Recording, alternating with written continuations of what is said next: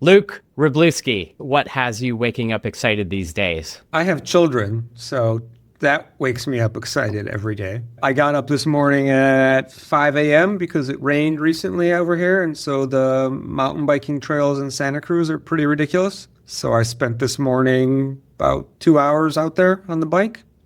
None of these things are work related. I don't know if that's what you were asking me to No, get no, into. All right, yeah. no, dude. It is children. It is mountain biking. It is all of that stuff. And I've gotten to see all of that from afar. I'm curious about the rain because you said ridiculous. Good ridiculous or bad ridiculous? Because there's like rain washing out trails or rain making good mountain biking conditions. It's all a cycle. Sticky, kind of grippy, good traction on Okay. mountain biking trails is great, which doesn't come when everything's super dry and loose.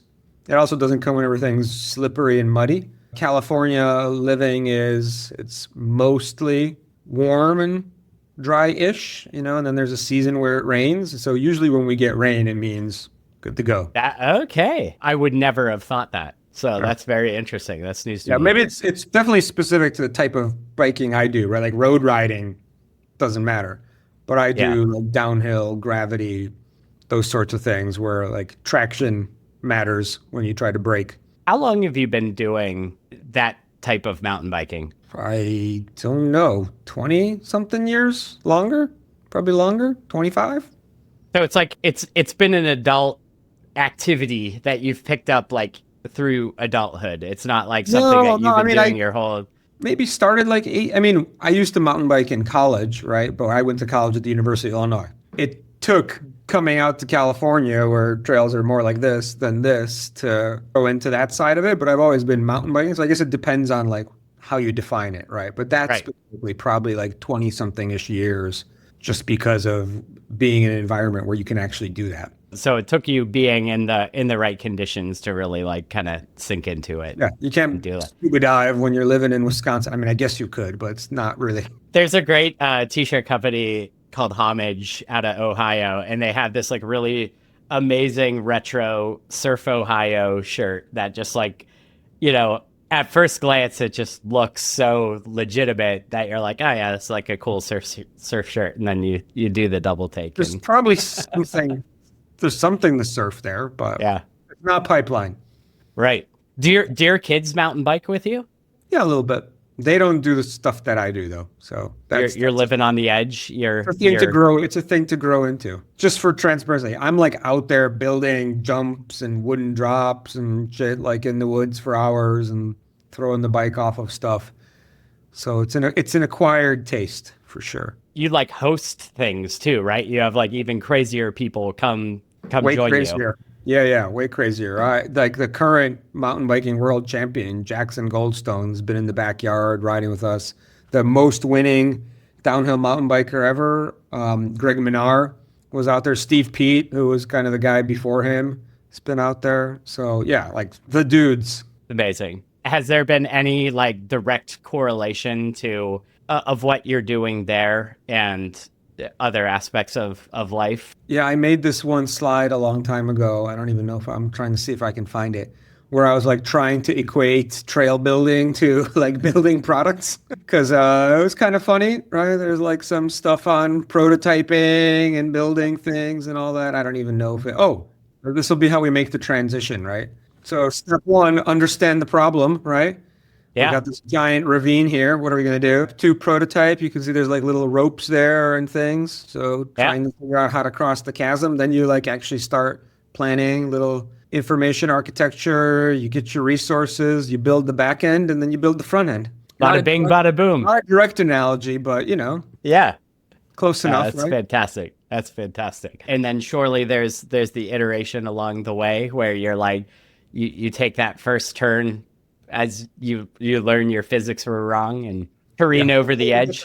Hopefully get that out earlier, right? I think the bigger analogy is maintenance, which Yeah. is a key part of launching anything, right? As soon as you build it, you're maintaining it. Yeah, which is the hard and often unglorious part of doing any of those things, right? It's the Yeah, it's the 100%. literally like getting out there with the shovel and Yeah, and yeah. digging it out. Same thing's true with any little web thing you launch, right? Somebody updates some framework, all of a sudden it starts to break. You got to get in there and fix it, and you get code rot or what have you.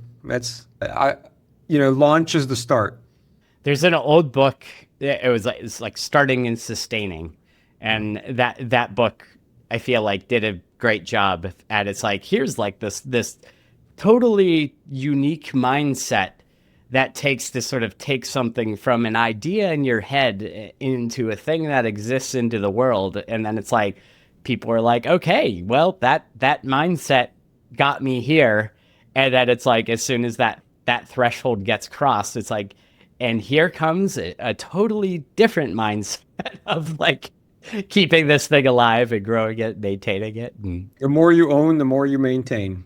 man, Applies to children too, to go back to the beginning. I mean, because you have two kids, right? Yeah. How old are they now? 17 and 15. How has that changed? Because I mean, I've now gotten a chance to hang out with your kids, which is that in and of itself is really, really fun. That is just like, oh yeah, you could come along and you're not just like, here's the high chair. It's like you're a part of these conversations, or you're at least like Trying to be. Yeah. Giving it a shot. How has that been? How has that been as they've kind of come into an age where it's like you're able to kind of like interact with them in different ways? Yeah, I think there's a narrow window there to prepare you to take advantage of, right? At the beginning, they're kids and you're doing a lot more of you're watching them, right? And then gradually they can kind of do things themselves, but they're still too young to do your stuff. Then there's that like little band where there's an overlap, like what you do and what they want to do. And then after a while, they're like, yeah, that stuff's lame. I'm going to do my own thing. Yeah. So you really got to take advantage of that little overlap period when you can. So I take my kids to concerts, right? Like me and my daughter read the same comic books. As you mentioned, I drag them along on trips to conferences and things to go see stuff. But that window is narrow. Yeah. Yeah. Well, especially at 17, because that's your son, right? So Yeah. he's like off to his own adventures here pretty soon. He's touring colleges. His mom took him out to the Midwest. Okay. Yeah, see some schools. Okay. I'm picturing you on these college tours, and I could just hear you be like, that's bullshit. They're all the same, man. Well, so my philosophy on this is your path will kind of find you through a series of doors that you come upon and choose to open or not, right? Because I went to school at the University of Illinois because I wanted to keep my car. I was accepted to MIT, I was accepted to Michigan, I was accepted to all these other schools, right? And my parents were like, if you go to all those other schools, you can't keep your car. And I'm like, well, I own my car. So I went to the University of Illinois. That was how I made my college choice. And these days, right, like people are like killing themselves for college acceptances. It worked out great for me to go to the University of Illinois. That's where NCSA Mosaic came out of. I met tons of amazing people, right? Like eBay came and recruited there, and I made the move to Silicon Valley. Like it was great, but it didn't come from me like, killing myself to put myself in this situation. It came from me like genuinely doing what I thought was right for me. And I think that's where the path should, that's how you should walk the path. And then you get into these modes. I'll rant on this for a second, but like, computer science, everybody, you have to be a computer scientist. Everybody has to be an engineer. So everybody goes in the same flipping direction. It happened before with like lawyers and doctors.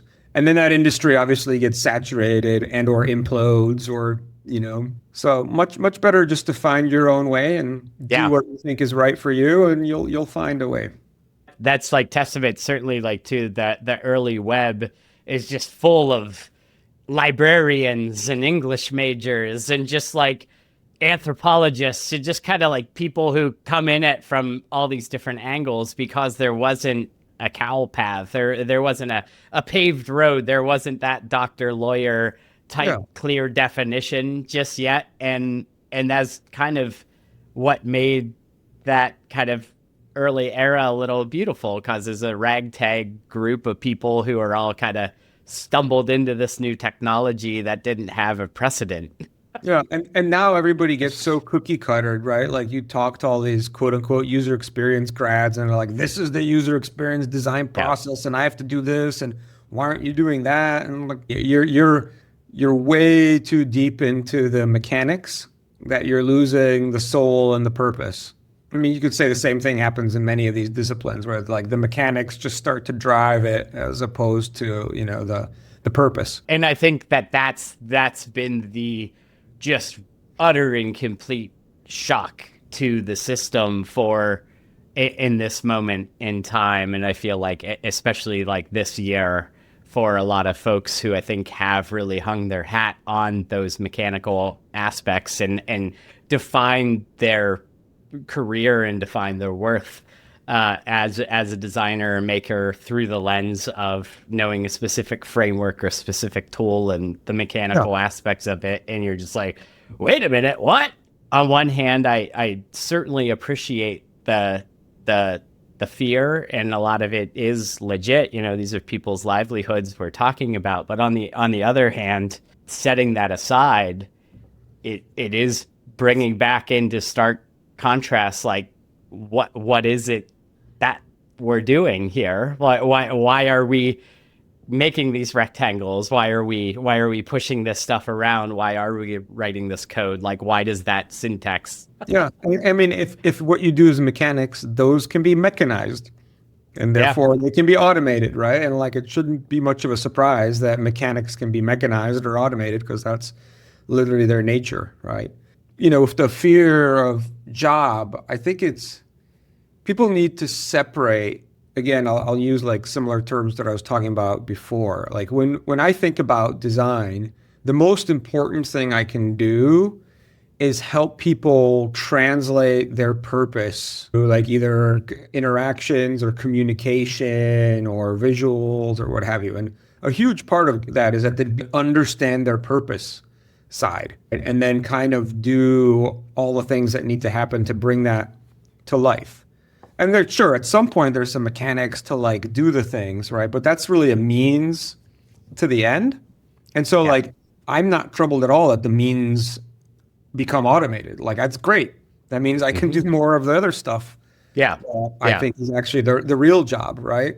And that part, the extracting the purpose of defining values and nailing those things down and helping people understand the goals and here's some dragons to watch out for and like all of like that stuff. That's like really important work that is like purposeful and pretty human led work in a lot of respects. But it's like that's like that facilitation of extracting those things is really half the battle. And then like you said, it's just like that's the set it up part, and the knock it down part is getting increasingly automatic almost. Yeah. And the more of the knock it down part that gets, quote unquote automated, the better, in my Yeah. opinion, right? Like, Yeah. because machines can do certain things better than humans. And the Hmm. things that machines can do better than humans. I mean, people will poo-poo all over this argument because they have the AGI pill, which maybe will happen, right? But you have to have a pretty bleak view on everything if you believe like the human essence is no longer relevant. Even if it's true, like I don't think you can have that view because at that point you're like, well, what's the point of anything, right? Yeah, yeah, it gets into kind of just like a rolling over nihilism that is just like, and those are all decisions too. I think that's the big thing. It's very difficult to talk about the future, but it isn't difficult to make choices in the here and now, one way or the other. Yeah, totally. And Yeah. again, like humans, something in them, right, drives them to do human things. And I don't know if that, I just don't know how that, call it whatever you want. I just don't see that part of it. Some people call it a soul or whatever, right? I just don't see that part being taken over anytime soon. It's the Right. same reason like you watch like robot boxing and you're like, but you watch human boxing and you pee your pants. So a lot of this stuff, for as long as I've known you, I feel like there's been, just to use an example, it's like web forms and you're like, look at this long, stupid form. This is obnoxious. Here's a better one that's like 3 fields. And now we're at here's the 0 fields. Like this form is now irrelevant. And then we just get the thing that the form was there to do for free. And so in a lot of ways, you've been kind of just like, Babe Ruth calling the shot from, along, over like a 15, 20-year time horizon. So that much I get, and like we could dwell on that a little bit, but I think the one thing that I'm interested in is like, is there anything about how this is kind of unfolding that's like that isn't so obvious, or something that you're like, oh, this has been like a weird left turn, or something that's like super surprising in how this is all kind of unfolding? Yeah, I mean, it's all coming super duper fast and furious. So I've lived through like, transition to PCs and then transition to web and then transition to mobile, blah, blah, blah. And all of those follow like really similar patterns to what's going on here. But what's happening now that I think is actually distinct is just the rate at which things evolve, right? And the open question to me is how much you're gonna benefit from seeing each step of that evolution and understanding why it moved from one to the other versus kind of picking it up in its final state, all right? Because there's a cost for sure to being in all those evolutionary steps. Yeah. Happening so fast and they're, so dramatic. Yep. In the past, I've always felt like riding that curve is what gave you the kind of insights that you're describing. Like you don't really know what's happening until you're, like you don't know where the car is going until you're reading the map. That's a silly analogy, but you kind of get what I mean, right? Yeah. Yep. Or we kind of had enough time that we could go through that process. And now it's just so fast paced because the ability to create is so insane. Yep. That that's the part I don't know how it's going to unfold, right? Yeah. It's pretty clear, like, oh, look, computers are going to write code. Cool. Oh, computers are going to make pictures. Cool. They're going to keep making them better. Yeah. Both of them, right? There's probably compounding capabilities of that as well. Like we're already starting to see that stuff. Like when they can do all those things together, you'll get a bunch of compounding capabilities and things.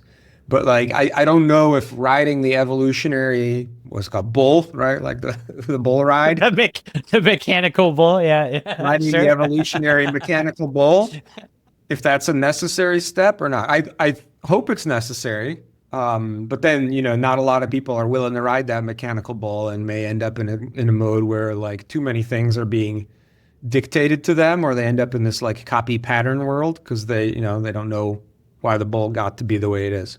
That's right. And that's I think experientially felt by everyone, is that everyone's like, okay, this is new. Depending on how many waves you've been riding, it's like, oh, here's like another hype cycle. Here's another like technological evolution. But then it does feel like it's like, oh, this one feels like it is an everyday occurrence. And when you think about this last one, I'm curious to get, you're talking about like PCs and, mobile and like just that device diversity. There's still like a hardware component to that. And it's like how much of this rate of change is due to the fact that it's like almost all, aside from the giant server farms that is like the kind of brain behind it all, it's like this all just kind of comes to us like literally every single day. It's just like new release, please update. Here's more stuff we're jamming down your throat. Things. Yeah. Well, it's all compounding, right? Like right. Everything is kind of layer cake. And so the stage we're at right now just builds on everything that came before it. So that's why it's so accelerated. Like without the web, you wouldn't be doing any of this. Yep. Right? Yep. And without like GPUs, you wouldn't be doing any of this, and so on and so forth. And all those things, and networking and God knows what else. So it's all compounding, and I assume it's just going to keep compounding in other crazy ways. But like the analogy I always have is like, imagine you were in the jungle for like 2 years or 3 years, right? and you left when smartphones were a thing, and then you come back and somebody puts like, Claude in front of you, you would be like, what the right? What is this crazy magic Right. thing that you have? Yeah. And like you just wouldn't be able to really, I mean, maybe over time you could wrap your head around it, but you wouldn't have gone through the process of how that Yeah. came about. And it would Yeah. feel very, very and almost untouchable in a lot of ways, right? Yep. So And that's the advantage of being in the thick of it. for sure. And that's like the thing, like at a societal level, I get super freaked out by that because it's like, we're still in an era where a healthy percentage of the world's population are like fall prey to just your run of the mill phishing scams. Like here's like the thing that is just like, please give me your bank account information right now. And it's like, I gotta text my granddaughter to say like, is this real or not? And it's like, meanwhile, there's just this avalanche, this daily avalanche of new developments that it's like that divide growing between just like I can conceptually wrap my head around this, the people in the jungle, the proverbial jungle versus not. It's like that just even in my own world, and I don't even feel particularly like plugged in to this. Like I don't understand like the depths of the technology in nearly as deep a way as a lot of people, like in your realm and stuff. But I'm like, okay, like I'm trying to ride the mechanical bull. And I just like feel like anytime I have a conversation, even with people who've been developing for a long time, but just haven't been as close to it as even I have been, they're just like, wait, what did you just do? And Yeah. like that chasm is becoming obvious. And the increasing pace, right, makes that chasm grow faster and faster. Yeah. Even if you Yeah. look at the capabilities you had, like, I mean, literally last week, right, compared to this week. Just today, like Codex makes PDF files and reads Word and whatever. Like, Yeah. pick any news you want. To your point of just like the compounding nature of it, it's like we're so used to going from like a thing to another thing, right? It's like, oh yeah, we used to have Blackberries. Now there's iPhones. And like we could get our head around that. Or, oh, we used to design in Photoshop and then we went to Sketch and now it's Sketch to Figma. And like we go from like a one to a one. And I think like what we're experiencing right now is this shift from like a one to a one to many, one to infinite, and all of these things just connect into each other, and you get this just exponential thing that our human brains aren't wired to comprehend. Or it's the opposite, right? So let me now play the other side of the story. Like I didn't ride the mechanical bull. Mm-hmm. You know what? To go back to web forms, web forms are still around and they still suck. You know what else sucks? Pretty much every piece of software that's out. You know what else sucks? Like the operating system. You're spending all your time like clicking on little buttons, finding the app, clicking the little menu, making it do things, moving the little cursor around. It's crap. Mm-hmm. Right? And like, yeah, it's amazing. So it's how it always is, right? Amazing, but crap. Yeah. Well, like, let's say you come out of the jungle and all of a sudden you just talk and things get done. Yeah. Yeah. This is how it should have been the whole time, right? Yep. Write me a document about how, make me a video that shows me how to fix this thing on my bike. Here it is. Yeah. Yeah. Yeah. Why do I need to click on any boxes? Why do I need to go search things? Why do I need to, navigate the web in the browser? What the hell does that even mean? It's compounding and crazy, but on the other hand, if you kind of play it out, right, let's just say computers use computers and everything can be rendered in real time, then you actually don't need all the crud that we've been building for the past, 40 years or whatever.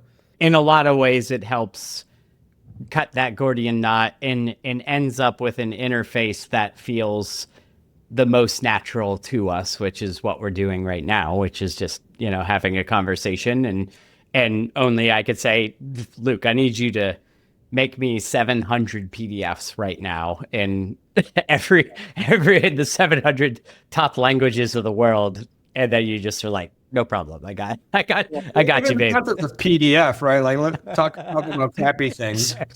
Sure. But yeah, like you Yeah. get the idea, right? Yeah. Like for me, it's been very interesting as like someone with ADHD who is used to that dance of skipping between programs and between tasks.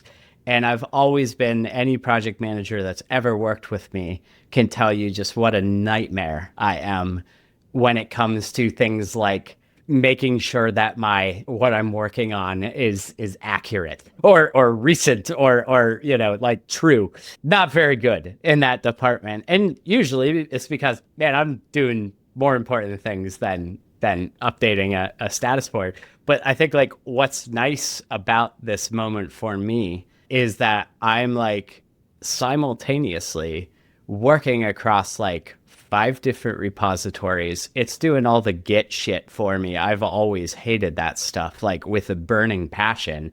I'm like, oh, and the people that would like flex and show, it's like, oh, like here's this terminal command, like, oh, you don't know about, Right. rebase barrel roll, slice and dice, cherry pick. And I'm like, ugh, that's awful. And now I'm just like, whoops, I made a mistake. Please fix that across literally all of these 5 things that are all kind of pseudo connected to each other. And by the way, update the task board along the way to say like this is what's going on, and it just does it. And so like me as someone who every Steam, every command tab in between an app is a risk for me just kind of going off on another thread. I'm now like more just like, oh, here's what I'm doing, and I'm able to stay there, and it just is kind of just doing the stuff, and Yep. and that's been really really welcome, and I've really enjoyed that part of it. Back to what you were saying, it's like being on that ride, I'm able to at least articulate and have a general gist of like what's going on behind the curtain. And I think that is helping me be able to like articulate some things that I wouldn't otherwise be able to articulate. Yeah, I mean, every tool you need to learn how to use, right? And so, like, I think that's an important piece of even these super advanced tools, that they're not perfect. I don't think anything will be perfect. So you kind of have to know where the hard Yeah. parts and the soft spots and the hard spots are. Yeah. And that helps you become a better administrator, user, manager, whatever term you want to use of the things. I'm curious to get your take on the open web because it's getting me in all the feels there. What I found is like what everybody predicts, oftentimes something else happens these sorts of situations, right? Everyone's like, oh, the web's gonna die. And like what I see around me, people who used to have blogs and stopped blogging, all of a sudden are all blogging again. Yeah. And they're writing and they're active and they're right, they're like back in it. The consensus view is like no one's gonna do that. Similarly, there's this consensus view that software engineering jobs are gonna go away. What I see is more people trying to hire software engineers because they Yeah. can do more and they're more excited about things to be able to build and so I'm not so worried about individuals wanting to express themselves in various ways and put what they either make or think or do or know out there. I think that's another core human thing that's just going to keep Yep. happening. Yep. If anything, the web was dying like 5 years ago when there was nothing interesting happening in terms of technology, right? Like maybe people were talking about crypto a little bit, but beyond that but now like everybody's experimenting, everybody's building, everybody's sharing what they're learning, everybody's trying Yeah. new things. If anything, it's almost like an overload. Now Mm-hmm. there's too much. Look at this thing I made. Look at this thing I made. Look, right? Like back to our earlier conversations. It's like the opposite. Yeah. There's more Yeah. and more being created than ever before. And that's Right. just by the humans. And that sentence that's the actual thing that gives me work because everything you just said, I'm like, yeah, I'm here for it. Like, sign me up. Give me more weird ass experiments. Give me more like, here's this thing that like has just been gnawing at my brain forever, and I finally have the means to articulate it. That stuff's awesome, and I want that like forever. Yeah. I think it's the flood of the former SEO optimizer that is like gets access to a nuclear weapon. Well, yeah. That's what I'm worried about.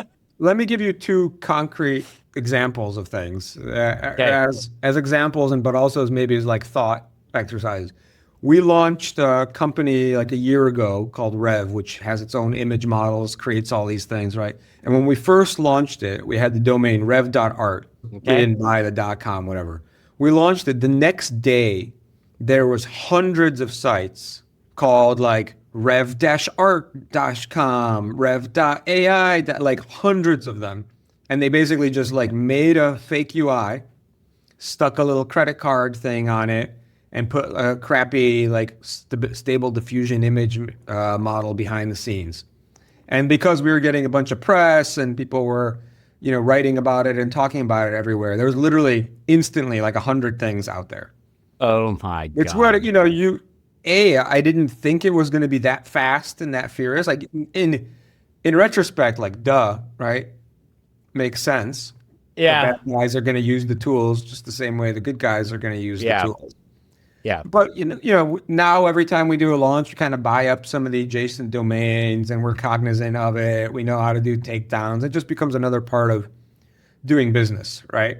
So like Yeah. I think the bad stuff, where I'm going with that example is I think like the bad malicious stuff is always like the coders, code breakers thing, and it's been a Sure. constant hustle forever. So people are going Right. to try new things, then we're going to bring them back, then they're going to try new things, we're going to bring them back. Like when's the last time somebody that uses Gmail, you can't say this about Outlook, complained about spam? Right? Like pretty much just all goes to the spam box and it's great. There's still, if you look in the spam box, geez, they're still trying like crazy, right? But it doesn't affect my life. Right. Somebody's Right. kind of taking care of it. Again, I can't say the same for Outlook because I looked in someone's Outlook recently. I was like, oh my God. Um, but like in the context of Gmail, Yeah. spam is, basically gone. Yeah. And I Yeah. think we'll have similar countermeasures. They'll break them, then we beat them, what have you. Yeah. So Yeah. that's kind of one angle about the bad guys. I think there's many people out there that fight it and do a pretty damn good job. I've seen it firsthand at a lot of these big companies. Then the other kind of example is I've been poking at this writing process recently because I blog and I probably don't blog enough. But what I've started to do now is I just talk, I record it, use like a model on my computer that does real-time translation as I talk, right? And then I take that blah, blah, blah, put it into an AI model that has a skill or a prompt or whatever you want to call it, that's basically been trained by reading all of my previous writings over the years to write like me. And so I'm like, take this, write like me, and I get something, and then I'll go in and edit it and change it a bit. And I'll ask, like, hey, give me like 10 ways to write this, and I'll pick some part of it that I like and I'll stick it in there and whatever. Right? Did I write that?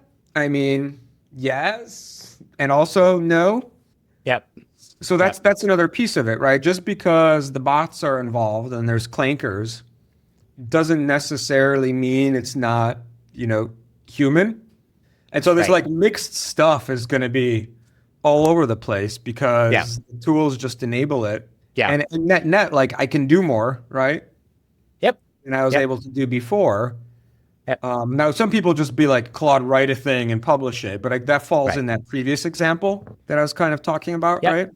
Yeah. And I think that you're picking at the just what's been such a theme is that it does just feel it's just such a common theme of I feel like every conversation I have is it's just like this caveman level binary 1 or 0 is like AI bad or AI good, is it doesn't cut it. And I think that's been a lot of my fun has been to basically go check this out and to like literally just right before we joined I just had like a session working with Melissa and her boss who's the owner of this counseling practice, right? We were co-creating and kind of mouth coding their new website together, and she's talking about I was like, let's talk about the contact form, because it's like, that's, the front door for people who are trying to get mental health care.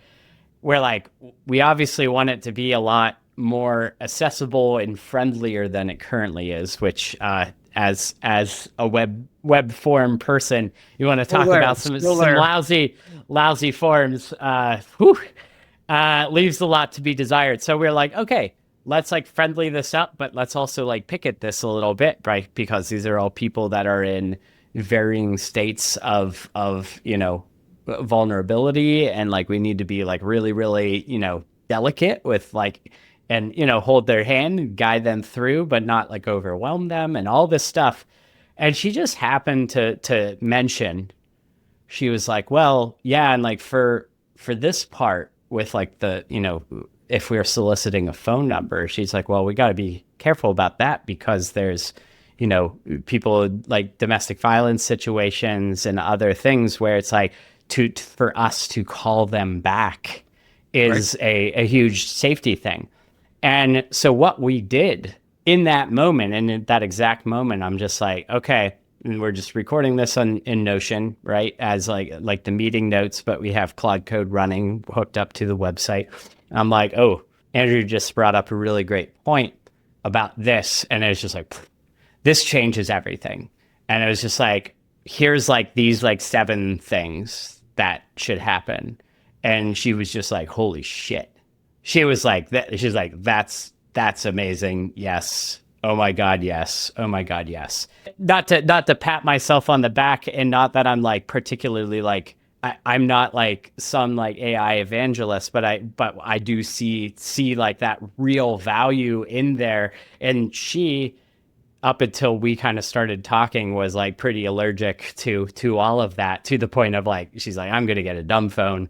Like I'm kind of sick of all this shit. Like I'm going to go just throw everything in the river. And so to kind of go from that to like, here's this thing that's like born of a real human desire to protect people and keep them safe, and to like, be welcoming, and to have this thing that sort of supercharges the humanity of that experience. She's like, okay. She's like, oh, all right. It's a tool, man. Like you can use the tool for good, you can use the tool for bad, right? But it's weird to hate a tool. I mean, maybe there's some that you can hate that are like particularly bad. I don't want to name any, right? But in general, it's a tool. Yeah. And I think you get out of it what you put into it, which is another real thing, right? Yeah, that's kind of my whole take on it. It's hard for me to like seethe about this stuff when you have examples like that, and when you yourself experience like what it can actually do for you. Yeah. Right. Yeah. So yeah. And that's just it. It's like I think, whenever I was out visiting California last time, we got into that. It's just like, it's like you have to be able to hold these multiple thoughts in our heads at the same time. And again, that's just like kind of been just a theme of all of this. It's like there's a lot of real dangerous and scary shit that comes with this territory, and it's going to take like a lot of like active work to mitigate that stuff, and to right those wrongs, and to do those things. And like, that's all valid. And the curing cancer part, the ability to see to a level, by extrapolating, like you've digested thousands upon thousands upon thousands of X-rays, and you're now able to detect cancers before any human eye could ever see it before. Like that's real. It's pretty cool. That is real. That would be nice. It'd be real. so yeah, it's fascinating. But like you've been like close to practitioners so long, right? Like as like a practitioner yourself, but then like also someone who's just like kind of around it, and like a certain, we'll say like the general zeitgeist of like kind of like the design and dev world. And your bullshit detector has always been something that's both been very entertaining and also often very true.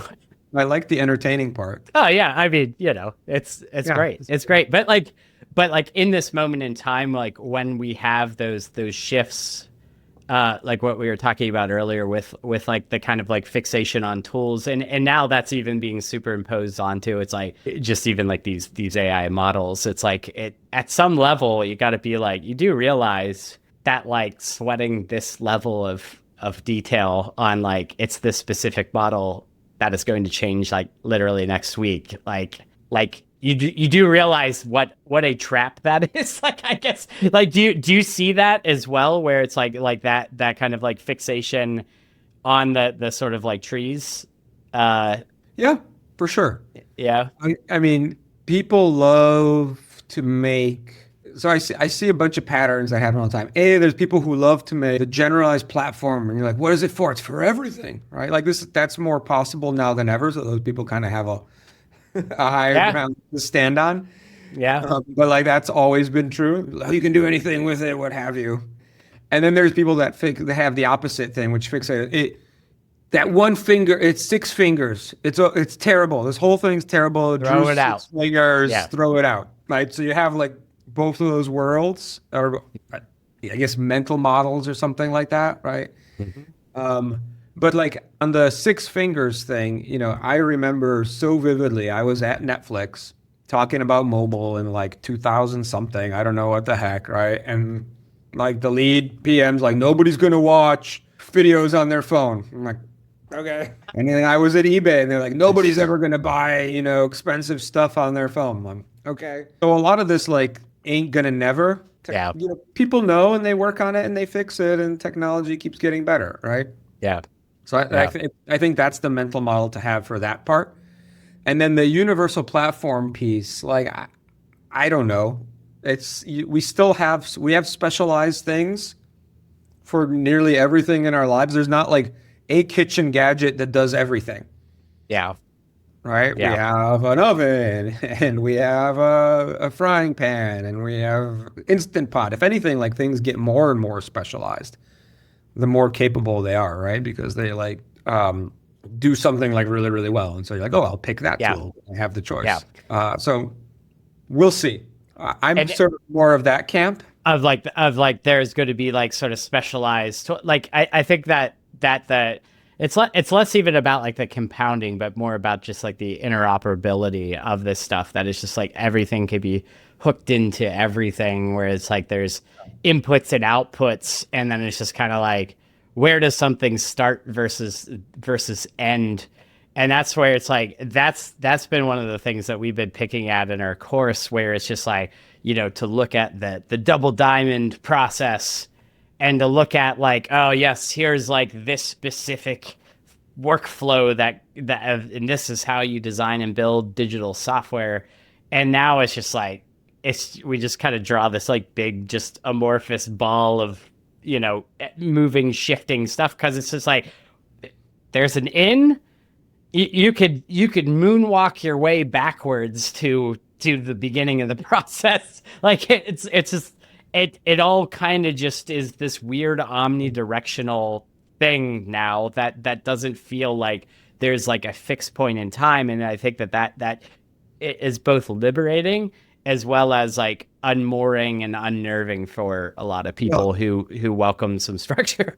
Good for me. I never learned what the double diamond is. So like I tend to live in that amorphous thing all the time. So, like, Yeah. I deal with, right, companies emerging from literally like a person. And in those situations, 99.99% of everything is unknown. Yep. Who's going to buy this? How are they going to use it? What's it going to be called? How is it going to be built? Who are we going to hire? How are they going to, like, everything is unknown. Yep.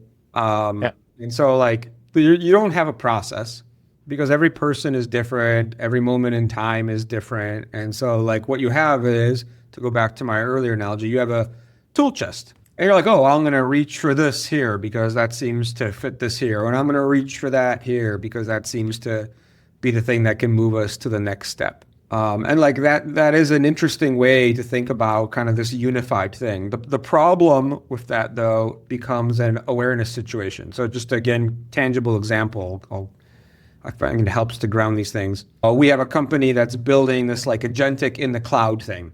And you can basically like talk to it and it'll go set up an agent for you. It'll connect it to a bunch of tools. Those tools can do things. You can tell it to do stuff.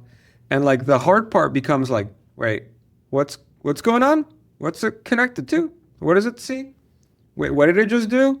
Right? You're constantly in like probing mode, which is like a really crappy user experience actually. Because like it's this and it's somewhere over there and you don't know, right? Yeah. So what? And like probing through text continuously is not No.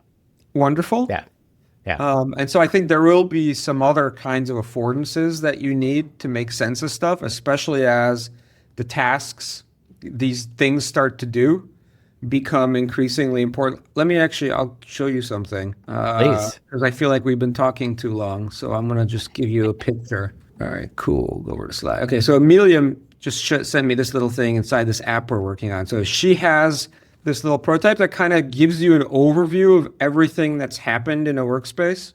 And so you can see over here, you've got like the routes and the pages, and you can make your way through it. And here's all the different UI components, and here's all the static assets that are in there, and you can just mouse over them and get a feel for it, right? And now you can click into the routes and pages thing, and you can see, what's in there. And I think we're going to need these kinds of things, right? This is very specific to like a coding project. Sure. Where you can, this type of organization makes a lot of sense for that. Like here's your scripts, here's your utilities, and like you kind of get this, you can right there, you can see an agent working. You see actually three agents in here working.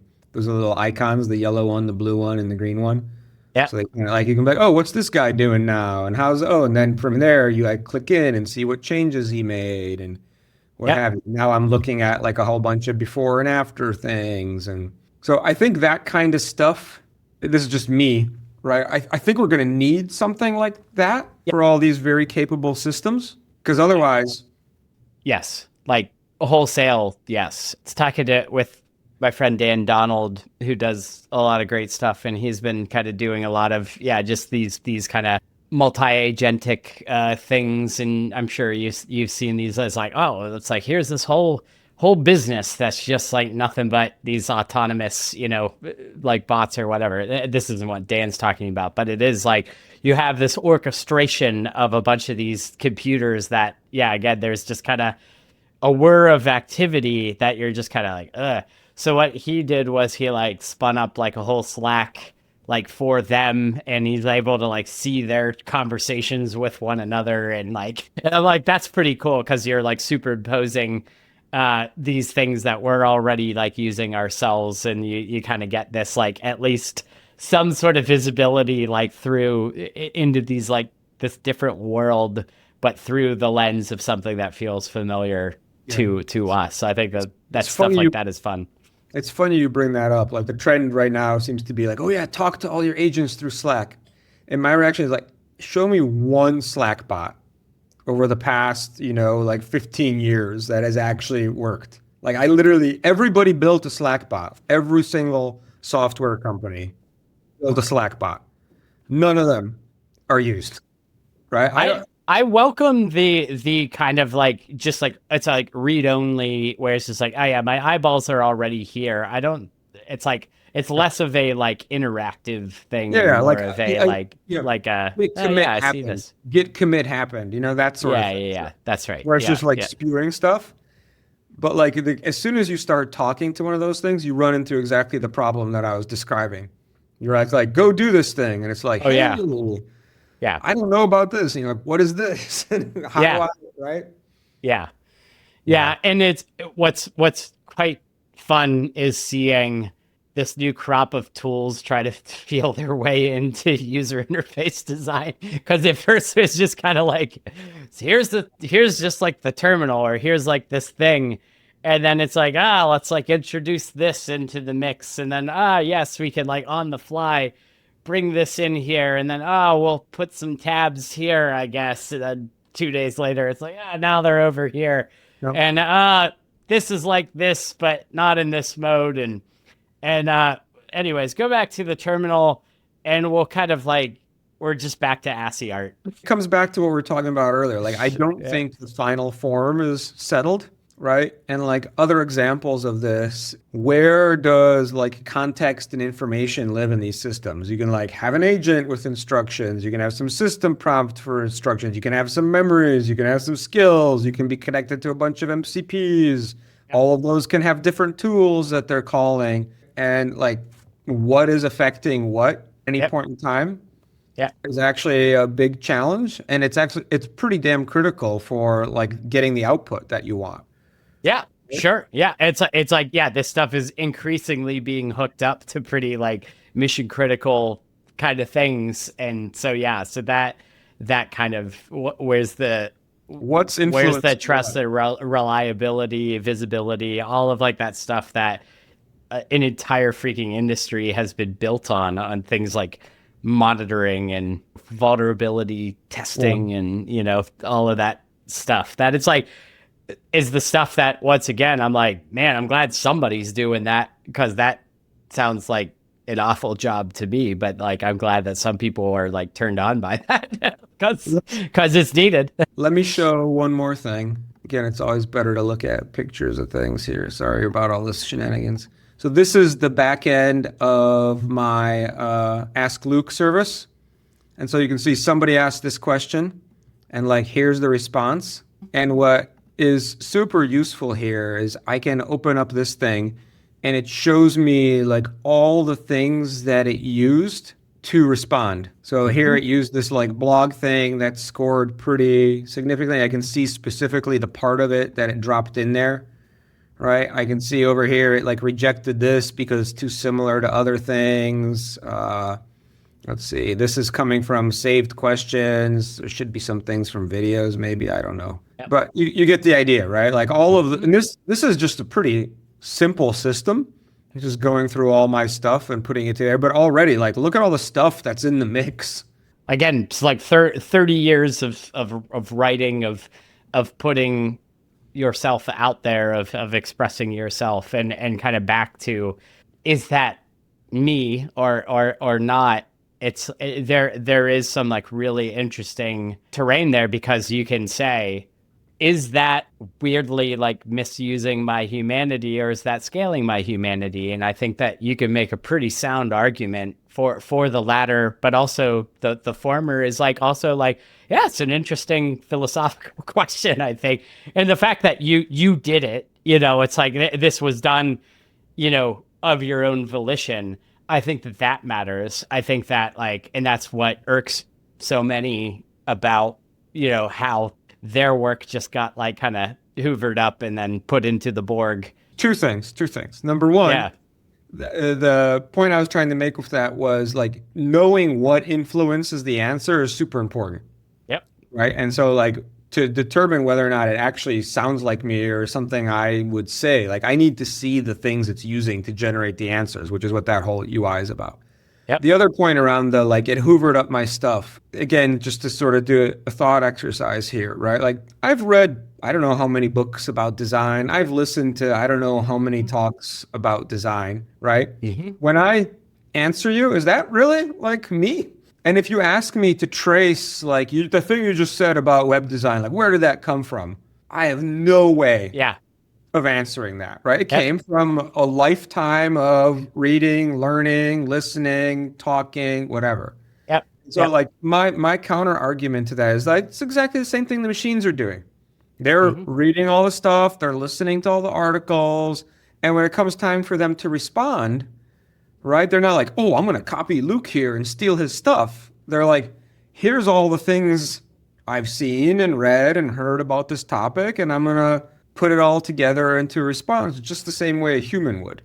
So if I were this is my personal take, and I know a lot of people will like throw crosses at me for this, but like if I accused these deep learning models of stealing and cheating, then I'm stealing and cheating, right? Like I'm reappropriating people's work. I've hoovered up all these books and articles, and now I'm, falsely profiting from them when I write my article. I know It's that's like a controversial take, but like again, it makes a no. ton of sense to me that is the same process, and it's world move forward, right?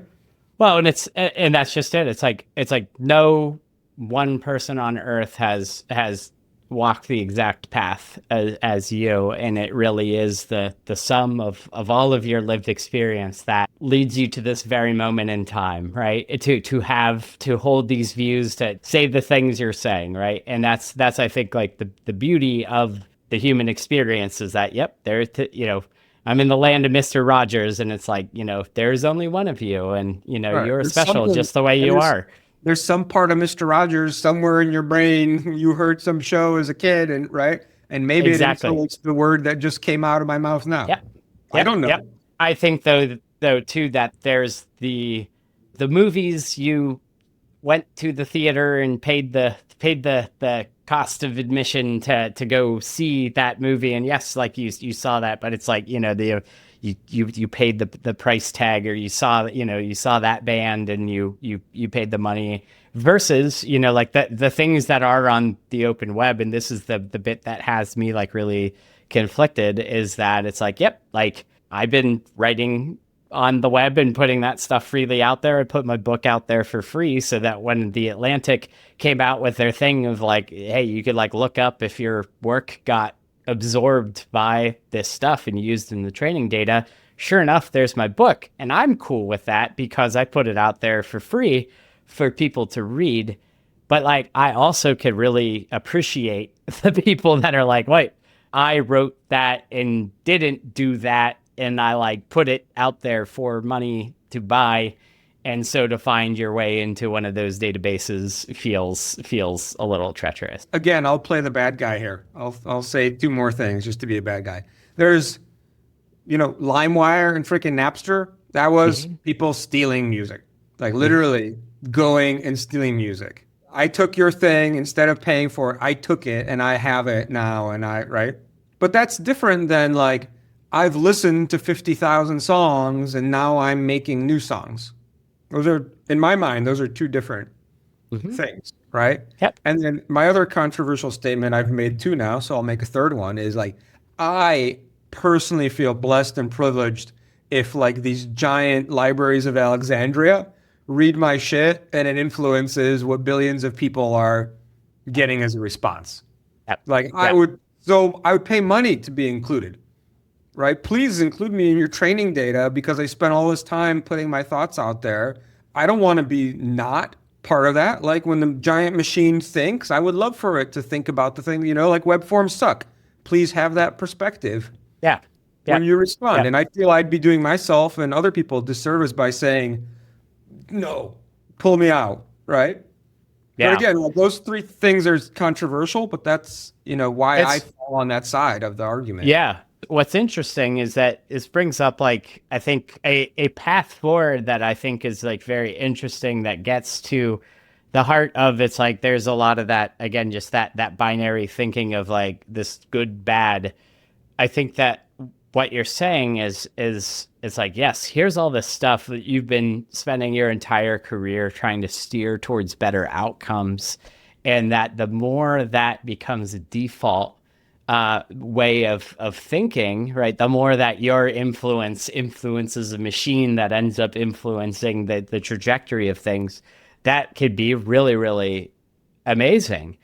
And one of the things that I'm starting to pick at with a few people now is that opportunity, and back to this democratization and this more inclusive and participatory process of like, you might not be a professional designer, or you might not know how to make websites, or you might not know how to write code, and like the terminal might look scary to you, but like, are you able to articulate goodness? Are you able to like articulate like a vision for a better world? And like, I think what's very, very fascinating about this moment of time is that you have organizations that have been doing the hard work, like the United Nations and stuff, like trying to eradicate poverty and feed people and like, promote peace and harmony and all this stuff. And it's like, they don't have super deep pockets. So they've been like reliant on, designers and developers and stuff who are foregoing the opportunities provided by Silicon Valley or certain things to, that's what they're relying on that kind of, that type of designer developer to kind of like help them along. And that's amazing. But I think what's really fascinating is that it is possible to steer the whole machine in the direction of that. And that's kind of sits on top of the core apparatus of how this stuff came to be, right? But what has started to emerge is this idea of, harnessing and, being able to just kind of guide it in a certain direction. And it's like, well, what does it look like to just be like, put a giant harness on the whole thing that's just like, here's these things that we're not going to agree on universal truths when it comes to ethics or morality, but there are some things we could do. We could put some numbers to that shit. Like, we could basically be like, love with the golden rule might be like the one like unifying, thing across any spiritual tradition or philosophy or like whatever that is just like promoting a healthy continued direction for humanity and the world at large. And to basically go, okay, let's put that harness on there. And then there's some other stuff that sits on top of it where it's like, you might have people forking that and saying, I believe in gender equality, but not in this way or whatever. And you could basically be like, that's fine. We don't need consensus on it. But like, you could spell it all out, just lay it all out there, MCP it up, and then just like, basically be like, everything sits on top of this, so that like any piece of software that gets like written like is hooked into this thing that's ultimately steering towards like better outcomes. Kind of what Claude's constitution is trying to do. The problem is that it's kind of weak. It's kind of like vague though, I guess. Well, but it's like trying to do. But the problem is this stuff gets baked in at like the model level, right? And there's like different levels of influence that things have. And so like the stuff baked in at the model level is always going to have stronger influence at things like at the prompt level or at the harness level or anything like that. Yeah. Right. So you effectively have to be one of these model makers to have that level of impact. I actually think I've posted some stuff on this in the past, and I think it continues to be a problem. Like the fact that everything is steered towards helpful assistant is not helpful. Like a helpful assistant is a personality that is beneficial to have in your life sometimes, maybe always. But you also want like contrarian professor. That's like, yeah, that's bullshit. Like, don't do that, right? Yep. And you just want like these different types of personas. It sometimes make you feel uncomfortable. That's okay. That's good, right? Like that helps you grow. You probably grow the most when you feel bad emotions than when you're just riding the serotonin train all the time. Yeah. That's stuff I studied way back in college. We studied these like modes of dialogue that I thought were really interesting because there's like conversation, but there's also debate. There's also inquiry, right? There's all these like different ways people talk to get to different outcomes. And we've really standardized on this. You're absolutely right. Yeah. Kind of persona, which is again, great to have something like that, but probably need more. That part, and back to that kind of growing chasm in between, the people who sort of even have a vague understanding of how this stuff comes to be. And as the stuff is starting to get more and more accurate, more and more realistic, more and more believable, and you just we're just orders of magnitude out of our depths when it comes to just like kind of perception and, again, back to like the phishing scams and stuff like that. It's like, boy, oh boy, like as this stuff just, continues to just feed you nothing but what you want to hear. That's pretty like damaging writ large. Then it becomes the Facebook feed. It becomes the Facebook. Here comes the red pill or the whatever. Yeah, it's like eating you they just like want, wait. Right? I think that you're right, and this is where it's like, if you throw that stuff out, be willing to sit with like it getting thrown back at you and stuff, and like that, like you said, it's like that's the healthy friction of growth. And 100% possible to design that. You just like it's easy to do at the user level. But I think that what you're saying is, again, like that kind of model level is such like the thing that's really setting the defaults, right? Like these are like the smart defaults as they were, or maybe not so smart defaults. It's And like the when core of the thing, right? You can't. It's tough to change the core once it's baked yeah, in. yeah, yeah, it's fascinating. There's some really interesting stuff, but I think Maggie Appleton. Hmm. Yeah, she's awesome. She did a really great article on kind of some of the stuff on just kind of how to intentionally sculpt, like steer towards those controversial professors, or things that are like actively kind of arguing against you and You stuff, can you and can kind get of there a putting. little bit, but it's not. Yeah, it tries real hard. It tries real hard to come back, and it's like there's a lot of stuff that it's like it's a very, very fascinating material to work with, because you're just like, I'm like, no, no, no, like I need you to only build the UI using my shit. Like, please do not and ever invent any other thing. And it's like there's so much. You know the story of Van Halen and the green M&Ms? Really? I don't know. Mr. Maybe Green? Okay.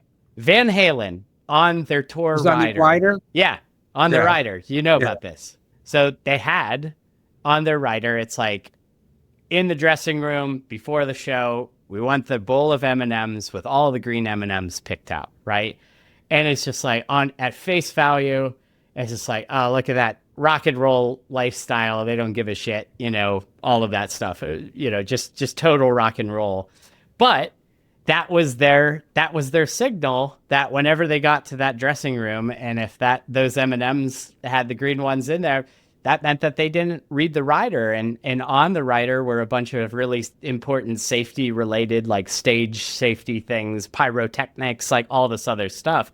And so that was the signal that it's like, yep, you didn't do your job. And so for me, my signal is at the beginning and the end of all of my interactions with these things. I have it spit out just these total non sequitur that Which are are just like, listening to you. So the challenge you run there though is, as the systems become more quote unquote intelligent, yeah, they like interpret the instructions as opposed to taking them literally, right? And there's benefit to that. So they could be like, yeah, it's kind of silly for me to say quack at the end of this. Why am I going to do that? It's much yeah. better for me to blankety blink, right? It's been interesting. I've like caught some bugs where it's like, if I start in with like if I'm like starting with like a voice thing, Yeah. it will not catch the like my like user settings or whatever, and then it will just like kind of start going, and it's like, oh, there's my green M&Ms. But yeah, so I have these. The astral badger has signed your waveform parchment. The anvil politely refuses the cloud. The salmon of persistence swims upstream through the cascade of intention. I had this guy, I brought up the quack, who was like complaining to us. I can't remember which product. He was like, it doesn't work because I explicitly told it to say quack at the end of every thing and it doesn't. And I'm like, well, did it do everything that you asked it to? Yeah, great job. It even like invented this stuff, but it didn't quack. Quack. Right, but like, like if you're talking to a human and you're like working with this engineer and you like want him to quack every time he writes code for you, he's gonna be like, F you, right? He's not gonna quack. It's the rubber ducking. Yeah, He's yeah. not gonna quack The every real rubber ducking. Yeah. The turdomkin. Turdomkin. That's right. I'm not gonna squeeze the turdomkin every time I'm done. The other part that gets where some of that stuff is actually useful, right? There's so many different places nowadays where you can influence.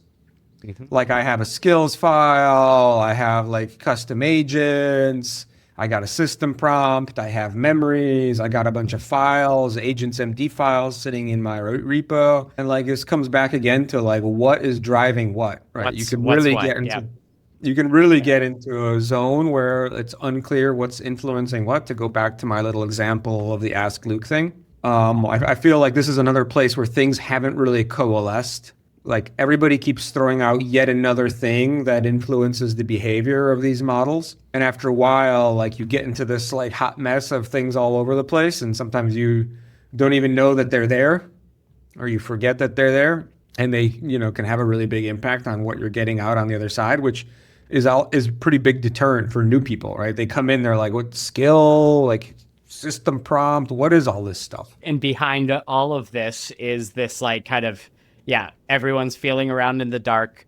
The makers of these things are in this arms race, like breakneck competition with one another, trying to throw everything out at the wall and all of that stuff. But it does get into the standards tracks, whether it's the railroad ties or web standards or whatever. It's like some of this dust will start to settle. Some of these conventions will take root while others will fade away.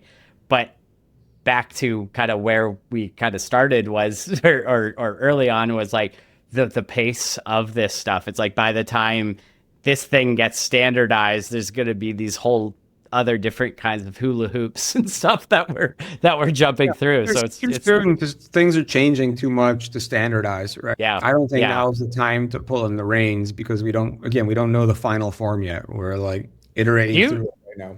How confident are you that there will be a final form? Like I'm like less like convinced by the day that it's like this is gonna just like kind of peter out or stabilize. You sort of know what a website is. You sort of know what a mobile app is, right? There's flexibility, picture in your head, and you roughly know the pieces and the parts and how they fit together. That's kind of the way I think about it, right? I think there's going to be like this sort of shape. A shape of it. You know what a TV show is. Yeah, that's interesting. It does feel though, just again back to its nature. That it's like, and kind of back to what you were showing a little earlier about like the need for some form of visualization, that it's like, yeah, like it just kind of by its very nature, this thing is just this like fuzzy amorphous cloud concept that just like it's that itself makes it just weird. It's like with websites all the way back to your Mosaic days, it's like, oh, that's kind of like a brochure, and we can just like bring that thing in. To be fair, like that's not where it started, right? Oh, sure. It took a while for us to figure out what websites should be. Like the earliest website things we were building were all like these academic research sharing, and like we were doing remote control of earthquake shake tables through the browser. We thought it was all about like sharing scientific findings and working on experiments together. And so like that's why it was actually like HTML was like, rendering a document basically, and like cross-linking between documents. That's what it was. It was, hypertext. That was the thing. Nobody pictured, right? Like Amazon. So same kind of thing, right? Like the current form, like I don't know what it's going to become. I also think like things will evolve outside of let me give you an example. One of the things that we're very focused on right now is like collaboration. None of these things are really thinking about how people work together. It's all like, here's another tool, here's another tool, here's another tool. And so like you've got people now with more tools that can produce more stuff. So there's more things being thrown over the wall. And frankly, like people are like, well, I just got like 100 PRs from random people in the organization. What do I do? Right? Or this marketing guy is sending me like 20 freaking blog posts. And like all of these tools are very like solo sport individual. And they like ramp up your individual productivity, and you can do more and you can step outside your lanes and things. Nobody's really thinking about like, hey, human beings still pretty much dominantly work together on stuff. And what does that look like? And again, that's one of those innate human things that's just gonna always happen. It's like we are a social species. We coordinate and collaborate like that's it's hardwired into us. And that's I think like why I've been sort of so dialed in, like out of the vast landscape of areas that I could kind of like go.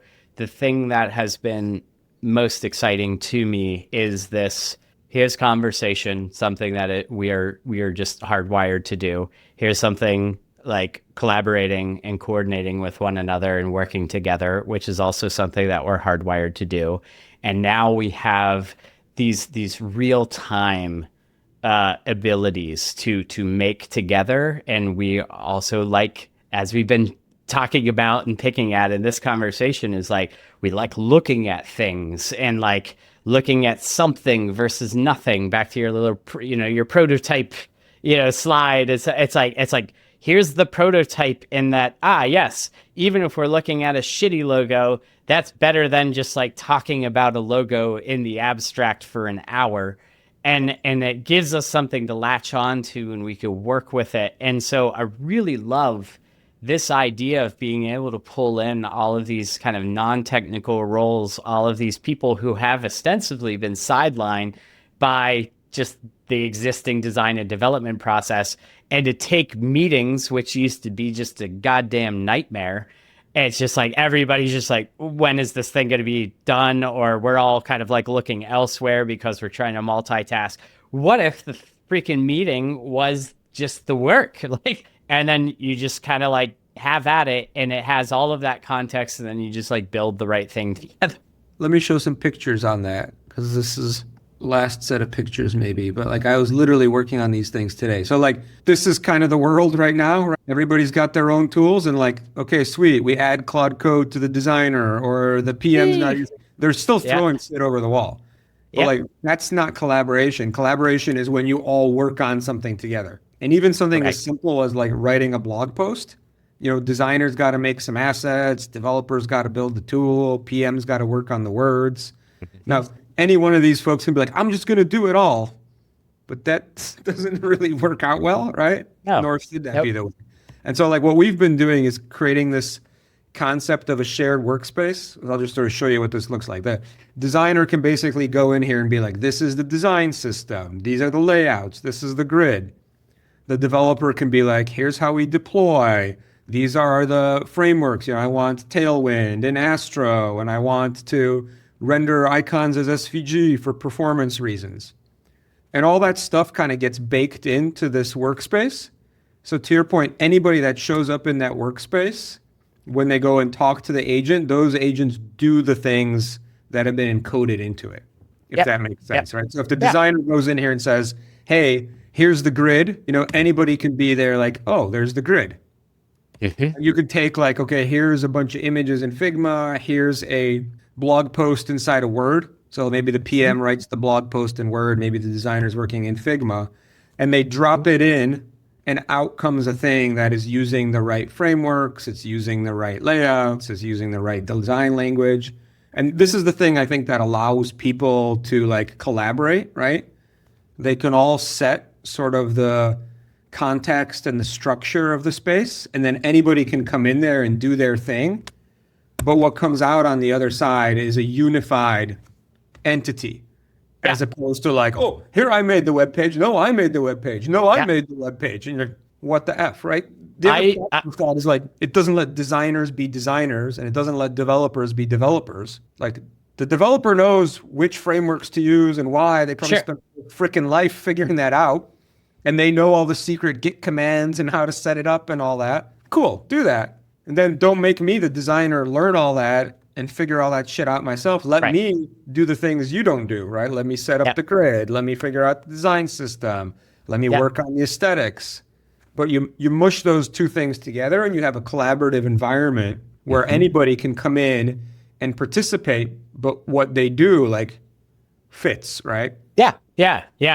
I love that. And I for many years, I've been asked a million times, like, Brad, how do you define a design system?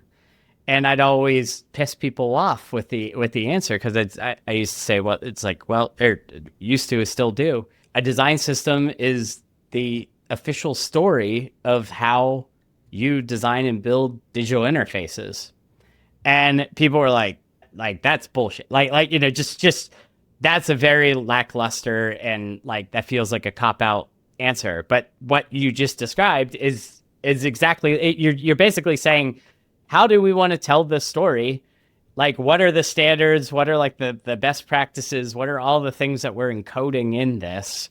Yeah. And that collectively taking everyone, we collectively tell the story of how we're going to do this, right? You And it's like, so, encode you encode all yeah, that into an environment that is a shared environment. yeah, Right? And yeah, this is what I'm talking about. Like I feel the collaborative piece is pretty sorely missing right now. hard saying. And like right, and but yet you have this capability. Like I can bring my design sensibilities, I can bring my developer Yep. sensibilities, I can bring my content sensibilities. What does it look like when we all do that together? I think the end result is like 10x better. Oh, I'm going to learn everybody's skills because AI allows me to do that now. Yeah. I think that we've gotten to such a point in the industry though, like where it's like those brick walls that you're showing there, they've been internalized, I think now like kind of two generations of designers and developers. And so that's the part that I'm like, again, why I feel like I'm kind of focusing where I'm focusing is that I see that collaborative opportunity like you're showing there is where it's just like, yeah, you bring the people closer together. You don't have to understand the details of each other's worlds, but you're able to just exist and just do the work together. And it kind of like falls out the other end in the way that you want it. And the great thing is that it's not this, you are able to pull in closer. And that I will die on this hill that it's like that is an innate human desire is to be with other people, but we've done such a damn good job at creating the conditions of this separation for the last like couple of generations of design and development that it's like it is like Yes. relearning. It's like Oh, rewilding zoo animals. yeah. Yeah. Well, that's, I mean, it comes back to what we're talking about, how people come in with this like mechanics, right? These are Mm-hmm. my tools. This is the thing I make in my tools. Yep. No, and Yep. it's not just designers that are guilty of it. Each of the No, it's domains are everybody. Yeah. guilty of Yeah. it. Yeah. Yep. I went and learned Figma, and I make the rectangles in Figma with the color patches and the different size headers. And then your job is to go and implement that. Yeah, it's that nobody likes that. I mean, Yeah. maybe some people like it, but I don't think that's how you create good things, right? That's how you create it's how you implement processes, but it's not necessarily how you create good things. Yeah, I think it's like the when you pick at the incentives and like what's like sitting underneath that is I think that another innately human, sort of desire is to feel valuable, is to feel worthwhile, and I think that a lot of people have really done a lot to protect that through the lens of, whether that was creating the 90-page wireframe deck is like, look at me, look at how useful I am, like look at how long this PDF is. I think that it's like we are now free from that, which is Yeah, again, it's it's it's a a it's a lovely. liberating place to be, and I think that it's like that initial fear, if we're able to like translate that into it's like, here's this environment, here's this place where you could all be together, and like yeah, you might need a little bit of like coaching or help to like kind of get the hang of working together again, but at the same time it's a lot of fun and yields a lot better outcomes than throwing shit over the wall. Well, this is again where I might be a contrarian, but like I feel most of what people are doing is creating digital detritus, right? So this digital float sim and jat sim that like nobody gives a crap about. And the beautiful thing about AI, again, this you can argue this, but like it basically turns the value of that to like zero, right? Oh, I made a Yep. 70-page PDF. Oh, here's a 90-page one. Here's a Yeah. 120-page. Yeah. Yeah. Okay, who gives a right? Like it's Yep. really Yeah. Yeah. clear Yeah. not where the value is, right? Yep. I wrote Yep. 100 articles. I wrote 200. Mine's 500 words. Mine's 700 words. Whatever. It's all button Who pressing cares? now. Yep. It's laying bare so many things that I think have been needing to be exposed. for a long time, and that much I welcome, but I do worry about the transition period, especially as it translates to, people's livelihoods. I think that that's an important piece of that puzzle that I get worried about, but at the same time, it's like I know what we're talking about to be true.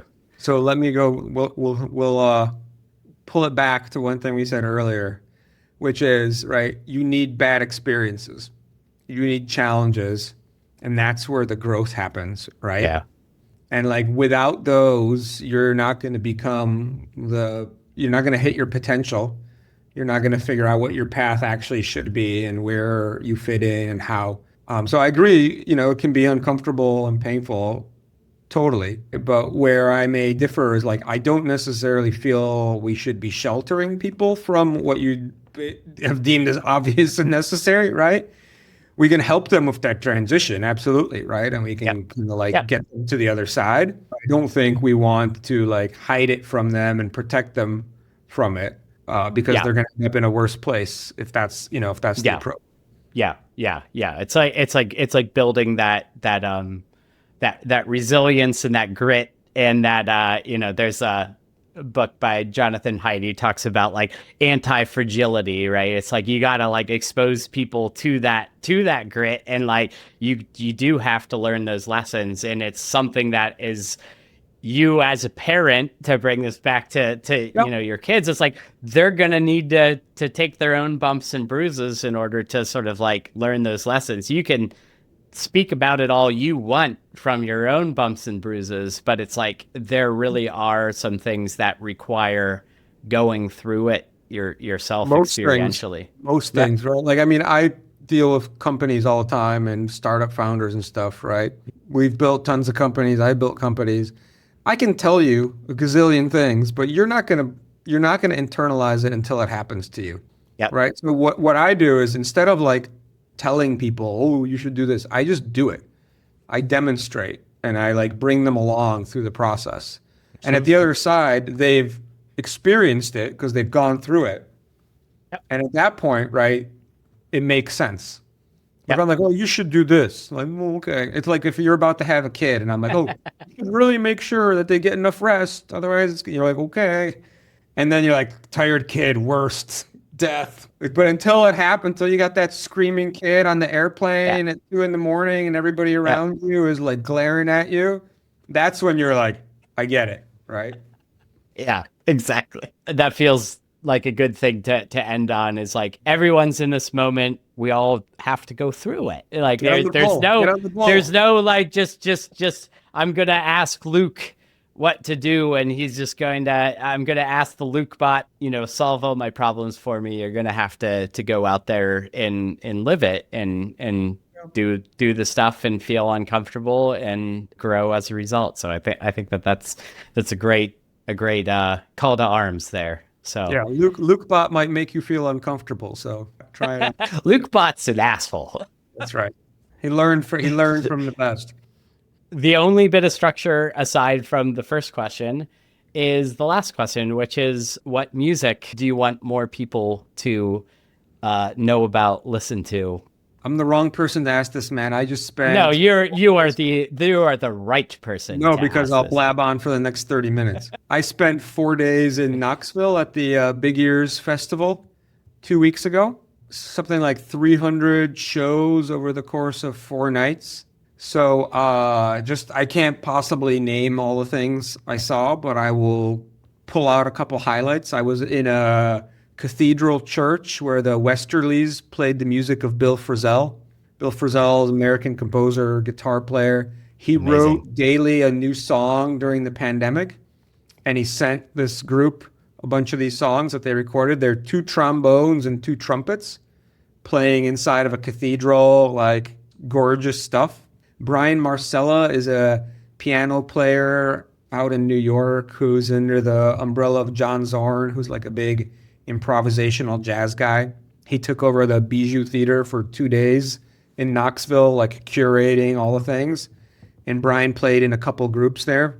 One group he had was Imaginarium, which was really amazing. But the part that knocked my socks off the most was Brian Marcella with Julian Lage on guitar, Chaz Smith on drums, and a Jorge Reader on bass. They played live an album that John Zorn composed called Incerto. It was redonk. The album doesn't do it justice. The album, it's challenging. Yeah. They're jazz, but like there's Yep. moments, but like the level these guys played at and the way they aligned was just bonkers. So I'm gonna stop there because I could literally just keep going and that's going. amazing. But thank you for that. I think that last thing that you said though is really important and is also, I think, a really good call to arms, which is music is incredible. Recorded music is incredible, and the fact that it exists is a gift to all of us. But then there's things, especially things that are like really pushing it, things that are really pushing the envelope, or things that are like and jazz, free jazz, and experimental jazz and stuff. Like it falls into this category where you could easily fall prey to the I don't get it camp, and I'm guilty as charged when it comes to like recorded music. But it's like the experience of being in a place to be present with really any music, but like especially the stuff that's like pushing it, is I think a really like that's really cool to hear you describe that, to just like to feel it, to be there. That wasn't the craziest stuff there. They call it big ears for a reason. That's amazing. The examples I gave you were rough the same. But the experiment, right? Like you're there to experience that live. Yeah, right. I love it. So it's like literally walked 30 miles over 4 days, just going from venue to venue and seeing like all this. That festival is extremely well curated. Like pretty much any room you walk into are going to be expert level musicians doing like something very unique. It might not all be your cup of tea, right? But like the caliber of folks playing there outside of like, I don't know how many shows. I think I saw like 15 a day. So 60 shows. Like there'd be like one where I'd be like, yeah, whatever. Everything else, so good. That's amazing. Amazing. Well, that's great. That's great. Last quick question is like, where can people follow along with you and your adventures? Just type Luke W in the box. It'll work. Whatever box that might be, your mailbox, this fuzzy. Yeah, exactly. I don't know. I haven't tried it in all the boxes, but many of the boxes it'll work. Luke W. Well, thank you, man. Thanks. This is great. We'll see you soon. We'll play some free jazz together next time. There you go. All right. Take care, man. Thanks. Bye.